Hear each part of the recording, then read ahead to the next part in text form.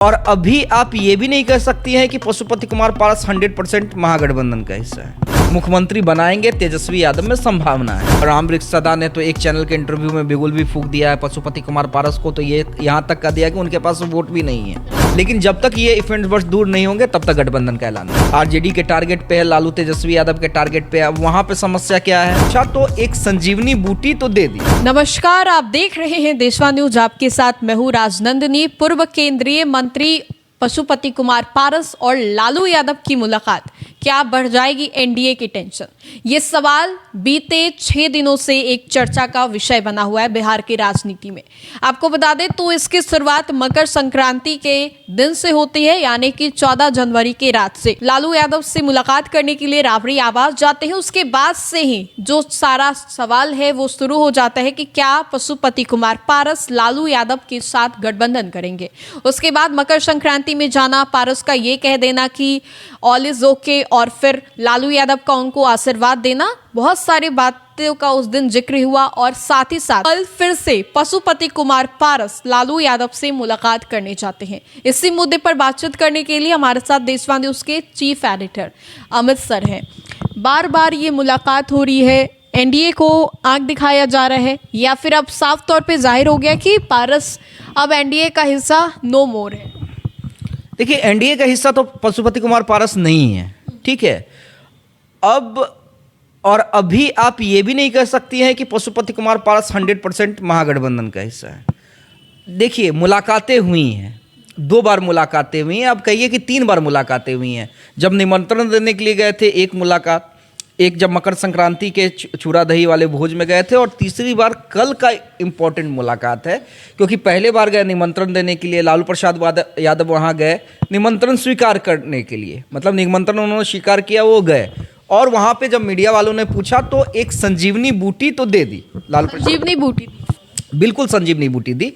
अब जो पशुपति कुमार पारस को कल तक लोग ये कह रहे थे कि भाई अब इनकी राजनीति ओवर हो चुकी है, अब इन्हें ना एनडीए सहारा देगा ना महागठबंधन सहारा देगा। तो एनडीए तो नहीं दे रहा था। एनडीए की जब भी बैठक देखिए सिर्फ 5 दलों के बीच में हो रही थी। चिराग पासवान खुल के कह रहे थे कि भाई वो हमारा हिस्सा ही नहीं है। दिलीप जायसवाल से जब आप पूछती थी तो वो से खारिज कर देते थे, बोलते 5 ही घटक। हाँ, नहीं, वो तो कहते थे कि पता करके बताते हैं क्यों नहीं आए। हाँ, एक ही जवाब होता था। तो संजीवनी बूटी तो लालू प्रसाद यादव ने दे दी। कल पशुपति कुमार पारस ने मुलाकात भी की, दोनों का बयान भी आया। पशुपति कुमार पारस ने भी कहा कि देखिए मुलाकात हुई है, लेकिन ये जो भी फैसला होगा अप्रैल में हम लेंगे। उससे पहले मेरे इंटरव्यू में ही पशुपति कुमार पारस ने ये क्लियर कह दिया था कि जो भी फैसला लेंगे हम अप्रैल में लेंगे, लेकिन हाँ, हम तेजस्वी यादव को मुख्यमंत्री बनाएंगे, तेजस्वी यादव में संभावना है। संजय यादव जो आरजेडी के माइंड कहे जाते हैं, राज्यसभा सांसद हैं, तेजस्वी के खासम खास हैं, आरजेडी में कोई भी डिसीजन में महत्वपूर्ण भूमिका रहती है। उन्होंने कहा कि भाई आते हैं, ठीक है, मतलब वो टाल गए। उन्होंने ना पॉजिटिव कहा ना निगेटिव कहा। अब देखिए, ये तमाम बातें हामी मतलब चाहते हैं दोनों की एक साथ आ जाए, लेकिन मामला कहाँ फंसा हुआ है ये समझने की जरूरत है। अब पारस जाएंगे महागठबंधन में तो 5 सीट लेने के लिए तो जाएंगे नहीं, 5 सीट लेने के लिए तो जाएंगे ही नहीं। उनकी चाहत है कि भाई कम से कम 20 सीट पे चुनाव लड़ा जाए। लालू उतना देने में सक्षम होंगे या तेजस्वी उतना देने में सक्षम है, अब पारस जी को दे देंगे तो कांग्रेस और इधर वीआईपी और उधर लेफ्ट। और आरजेडी देखिए पिछले बार का भी ट्रैक रिकॉर्ड रहा है कि बहुत ज़्यादा सीटों पे लड़ी थी चुनाव, और उस सीट में की संख्या में वो कमी करना नहीं चाहेगी।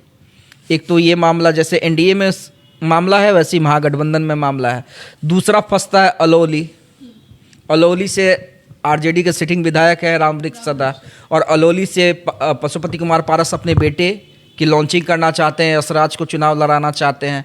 और रामवृक्ष सदा ने तो एक चैनल के इंटरव्यू में बिगुल भी फूंक दिया है पशुपति कुमार पारस को, तो ये यहाँ तक कह दिया कि उनके पास वोट भी नहीं है। रामविलास पासवान जी की वजह से उनको वोट भी मिल जाए। हाँ, और असली वोट तो चिराग के पास है, यहाँ तक रामवृक्ष सदा ने कह दिया है। तो आरजेडी से विरोध की शुरुआत रामवृक्ष सदा ने कर दी है, क्योंकि पता है भाई पारस आएंगे तो अलौली की सीट जाएगी ही जाएगी।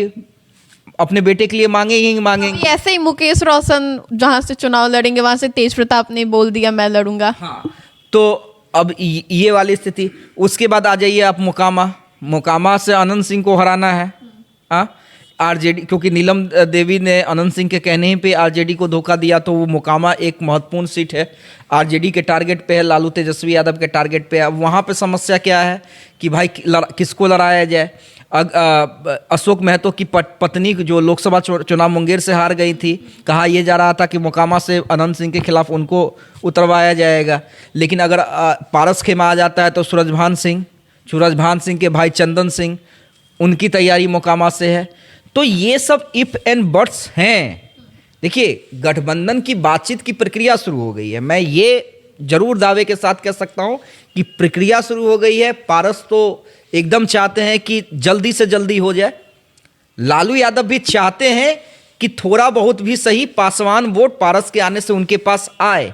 थोड़ा तो कॉम्प्रोमाइज करना होगा, चाहे वो राजद को करना पड़े या पारस को पार्टी को। कॉम्प्रोमाइज तो देखिए, जब भी कोई दोस्ती होती है, सीट को लेकर के सभी ने तैयारियां। देखिए नंदनी, जब भी कोई राजनीतिक दोस्ती होती है तो एक कदम आप भी पीछे हटते हो, एक कदम सामने वाला भी पीछे हटता है, लेकिन वो कदम किस दिशा में जाएगा। अलौली, देखिए अलौली इंपॉर्टेंट सीट है, उसमें क्या पारस पीछे हटेंगे? क्या राम वृक्ष सदा जो सिटिंग विधायक है उनको मना पाएंगे लालू तेजस्वी? क्योंकि वोकल है, एक चेहरा है राम वृक्ष सदा, दलित समाज के नेता है। हाँ, तो एक चेहरा है। दूसरी बात है मोकामा भी इंपॉर्टेंट सीट है। तो ये तमाम चीजें इफ एंड बट्स हैं। अब देखिए कब तक इन इफ एंड बट्स को आरजेडी, लालू प्रसाद यादव, तेजस्वी यादव, पशुपति कुमार पारस बैठ के दूर कर लेते हैं। लेकिन जब तक ये इफ एंड बट्स दूर नहीं होंगे तब तक गठबंधन का ऐलान नहीं होगा। तो देखिए, एक म्यान में दो तलवार नहीं रह सकते, और जिस तरीके से पारस और लालू प्रसाद यादव के बीच में बैक टू बैक मीटिंग्स हो रहे हैं, देखने से ये लग रहा है कि सीट को लेकर के ये बातें चल रही हैं। लेकिन कई ऐसे सीट है जहां पर अगर गठबंधन कर भी लेते हैं तो पेच फंसेगा, चाहे मोकामा की हो, अलौली की हो, या फिर अन्य जो भी सीट हैं। क्योंकि राष्ट्रीय लोक जनशक्ति पार्टी में भी कई दिग्गज नेता हैं, आरजेडी में भी कई ऐसे लोग हैं, नेता हैं जो कॉमन सीटों पर तैयारी कर रहे हैं। गठबंधन करेंगे तो कुछ चीज़ों पर समझौता करना होगा, कुछ चीज़ों को लेकर के कॉम्प्रोमाइज़ भी करना होगा। फिलहाल के लिए इस अपडेट्स में इतना ही, हम दोबारा जुड़ेंगे। धन्यवाद।